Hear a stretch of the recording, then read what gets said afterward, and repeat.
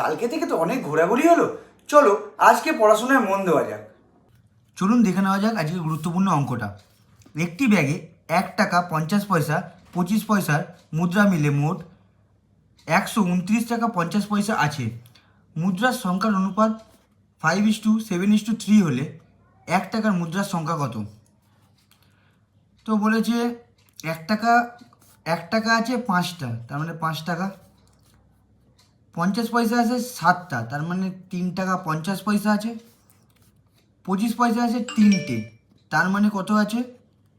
1 টাকা, না 1 টাকা না, শুধু 75 পয়সা। তাহলে 5-এর 5 বসে গেল 12, হাতে রইল 1, 5 আর 3 8, 1 9।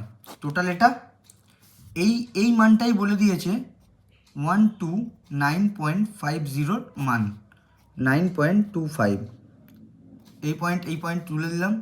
5 দিয়ে কাটাকুটি করছি, 5 একে 5, 4 থাকলো 42, 5 8টে 40, মানে 2 থাকলো 25, 5 5-এ 25।